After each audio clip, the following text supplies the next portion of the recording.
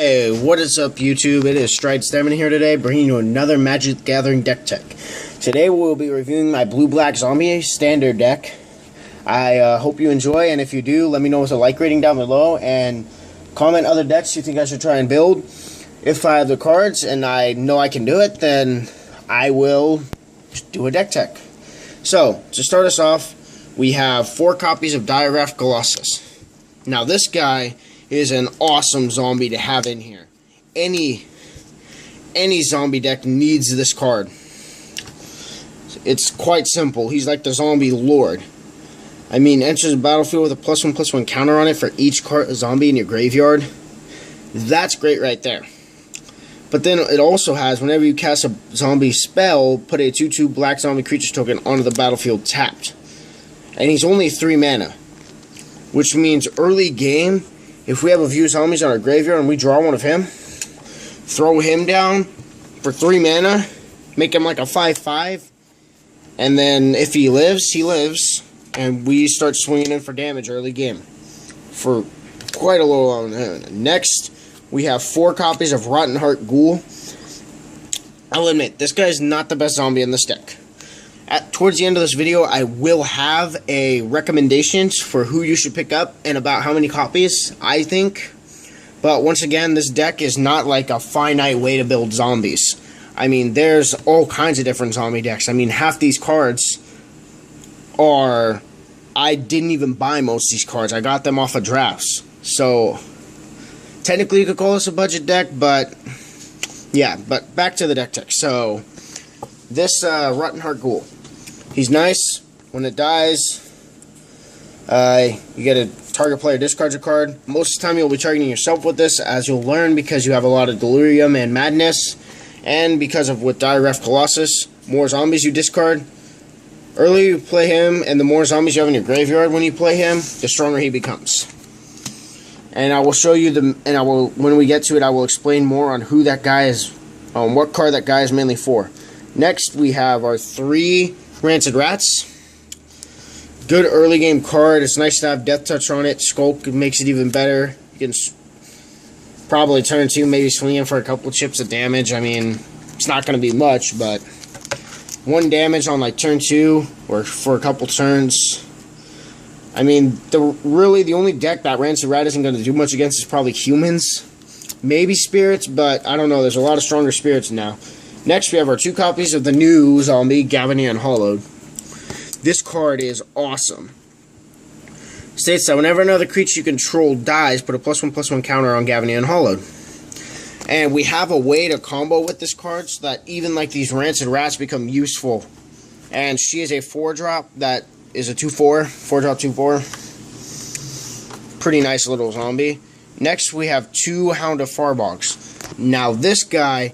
he's not really in here for you to play. If you play him, cool for you. His Delirium is nice, gives him Menace. It's a 5/3. Pretty easy to block and kill, actually, but he's mostly in here for us to pitch with like a couple of our other cards, or even Rotten Heart Ghoul, just to get him in the graveyard. You play him, it's a nice distraction probably, because most people will probably block that, because they don't want to take the 5 damage, especially humans. They'll probably just chump block it with a 1/1.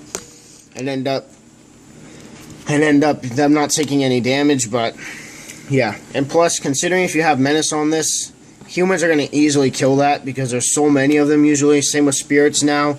The blue-white spirits, they're gonna have so many spare spirit tokens, it's not even going to be funny. So that guy's not really in here for us to play. Next, this is the card that combos with Gavony Unhallowed so well. It's called Voracious Gnoll. It's from Battle for Zendikar. It's only a 3-drop, but still, it's sacrificing for 1 in a black, sacrifice another creature, put 2 +1/+1 counters on Voracious Gnoll. And you can only activate it if you can cast a sorcery, which basically means only on your turn. Now, what's nice about this is that basically means at least once a turn, every turn, if both Voracious Gnoll and Gavony is out, and we have an extra creature that we don't want, like Rancid Rats, Hound of Farbog, something like that, this guy gets 2 +1/+1 counters, and then Gavony gets 1. And then that puts a zombie in our graveyard for Diaraph. Pretty nice if you ask me. But, you know, people will come up with new strategy off of this deck probably anyway. Next, we have 2 Stitchwing Scab. This is a great card in this deck to give Delirium and Madness because of its discard 2 ability to return it to the battlefield tapped. And this thing's going to die so easily that most of the time you're going to end up returning it to the battlefield at least once or twice. Unless of course you have like all 4 Diregraphs ready to go and you're like, okay, I don't need any of my zombies out besides maybe Diregraph. So next, another creature that's not really in here for us to play, the Lamplighter of Selhoff. Now, he is mainly in here, another zombie in the graveyard. His ability is nice. It can give us a new card for something we don't want. Draw a card and discard. I mean, I don't really play him when I draw him, but he can work. Next, we have 1 copy of Seagraph Scab. Nice little 1/3 2-drop. Not the greatest, but hey, it's worth it because this is a good zombie. It's a decent zombie for us. 1 copy of Crow of Dark Tidings is next. Little 2/1, and it states that when Crow of Dark Tidings enters the battlefield or dies, you may put the top 2 cards of your library into your graveyard. So you get to choose if when it comes out you want to send 2, or I'm actually not sure. I think it's when it comes out or when it dies, or it might be both. I think it might be both, which means we could pitch 4 cards with it, or at least 2. Once the DC Icebreakers. Sorry guys, dropped my phone there. But once the DC Icebreakers, just because they make each of us discard a card, which we want in this deck because there is Madness and Delirium. Next, we're on to the sorceries now. 3 copy of Macabre Waltz. Great way late game when you already have your Diregraphs out. Get a lot of your creatures back. Next, from under the floor, 2 copies of From Under the Floorboards. This is the main card for summoning zombie tokens in this deck. And plus it gives us life back every time we play it. You usually want to play this card for its Madness cost. You usually don't want to play it for just its normal, but you can get away with playing it for its normal because there's a card in here to get it back anyway. But there's no way to shuffle this deck, so just know that if you get that card back, it's going to stay on the bottom. Unless, of course, you have to search through your library by your opponent's card effect. But I highly doubt there's going to be many decks that make you do that. Maybe now that Eldritch Moon is out, but who knows. Next, 1 copy of Geese's Bidding. I recommend getting more copies of this. This card is the only zombie card that has no stipulation to get tokens. It's nice. They may come in tapped, but it's still good. And now our last 4 sorceries, we have 1 copy of Rise from the Tides. There's a total of 13 instants and sorceries, or 14 instants and sorceries in here, which means at most, when you play this card, you're going to get 13 2/2 zombies, so doesn't kill you. 1 copy of Shamble Back, early game zombie, or late game even. It's only a 1-drop card. We don't really like getting rid of our zombies from our graveyard, but there's a couple you can afford to do that card with. Next, 1 Ruinous Path. This is probably one of the only removals besides Murderous Compulsion that we have in this deck. Yeah. I mean, I'll say it's the only Planeswalker removal we have in this deck. So, if you're facing Planeswalkers, be sure to time this wisely and try to save it for when they play their Planeswalker. Because this card, it's worth it. 3 mana to kill like a Tamiyo now, or a Liliana if you're facing another zombie. Even kill like a Jace Vryn or Chandra, something like that. That's a good part about this card. You want to save it though for when they have Planeswalkers. And our last sorcery is Murderous Compulsion. It's a 2-drop. Sorry if the camera's not focusing on these guys. It's kind of bad that it's not, but yeah, Murderous Compulsion. It has Madness for 2. And it's just destroy target tapped creature. Next, on to our 3 enchantments. We only run 3 enchantments in this deck. And really, if you do get the cards that I recommend, or if you don't, either way, these 3 enchantments should probably be the first thing to go if you change anything out. Except maybe the Vessel of Malignity. But our first enchantment is Creeping Dread. It's a 4-drop enchantment that states that at the beginning of your upkeep, each player discards a card. Each opponent who discards a card that shares a card type with the card you discarded loses 3 life. Not going to happen very often, but it's only in here for us to discard zombies. Next, a Vessel of Malignity.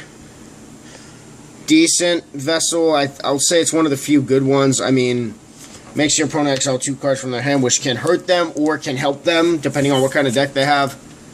Depends. And then 1 Shadows of the Past. It's a 2-drop enchantment for 5 mana. Each opponent loses 2 life and you gain 2 life. And then whenever a creature dies, you get a scry, so you see what's coming next. Pretty nice. On to our instants, we have 4 of them. 2 of them being Tar Snare. This is one of the few ways for us to kill creatures. I do have 2 more copies of this in the sideboard, and I'll talk more about that later, but there's 2 copies.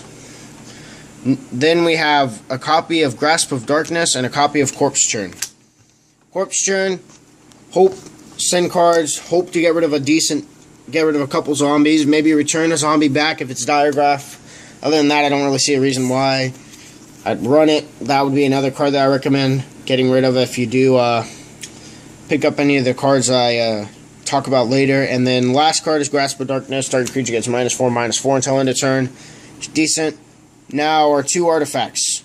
An Epitaph Golem and a Murderer's Axe. Murderer's Axe for Madness and Delirium. Only reason it's in here, it buffs a weak zombie too. It's kind of nice. Epitaph Golem though, he is a god in this deck. I mean, zombie players, if you love playing instants and sorceries from your deck and you don't have many of them like I do, this guy is going to help you so much. I mean, 2 mana to put target card from your graveyard on the bottom of your library. Since there's no way to really shuffle though, it's not guaranteed you're going to get it again, but it is possible. And then on to our land base. We have 1 dual land in here, Choked Estuary. Nice dual land. And then we have 9 swamps.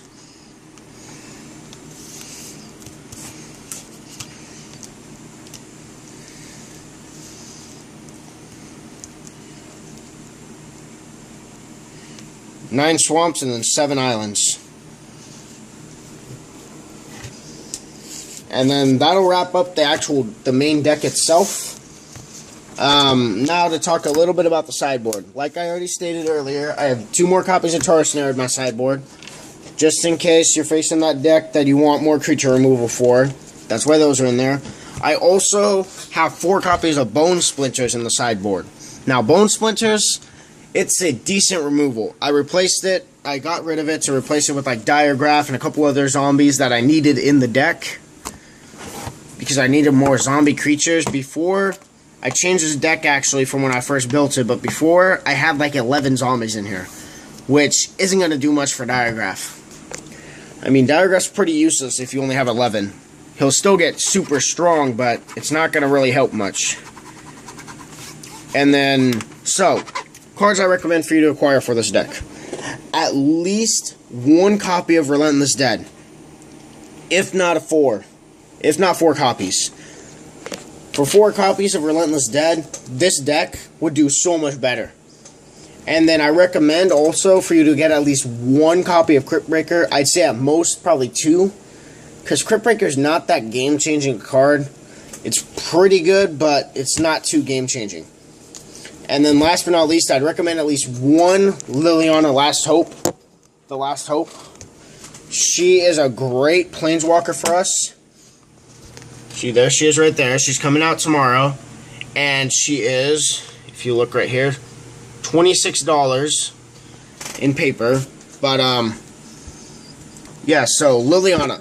Her +1 is up to 1 target creature gets -2/-1 until your next turn.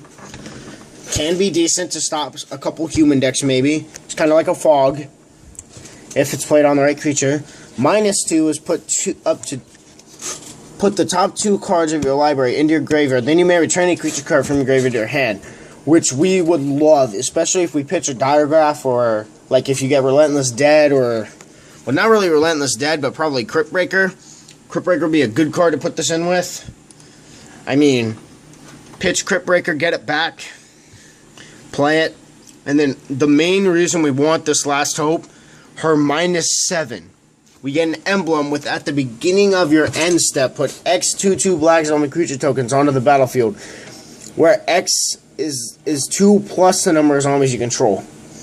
So honestly, just having 4 zombies, and say those 4 zombies are Diregraph, 4 copies of this guy out when you use the emblem, that basically says, okay, so that gives me 4, this gives me 4, this gives me 4, this gives me 4, and the last one gives me 4. So instead of getting 4, you get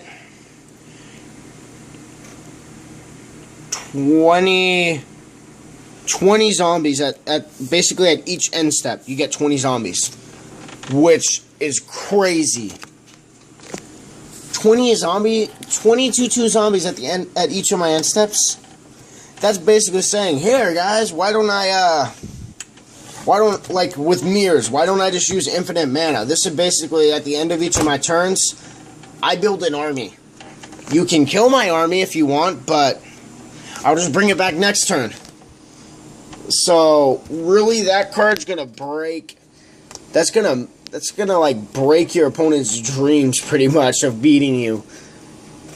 So I hope you guys enjoyed this deck tech, and if you did, leave a like rating down below. And let me know in the comments section if you like a certain deck tech, or if you have suggestions for what I can do with this deck. I'm open to suggestions on all my decks. I have 2 up right now for Magic, and I believe 3 or 4 up for Yu-Gi-Oh! So I hope you enjoyed. Please have a nice day, and Strides signing off.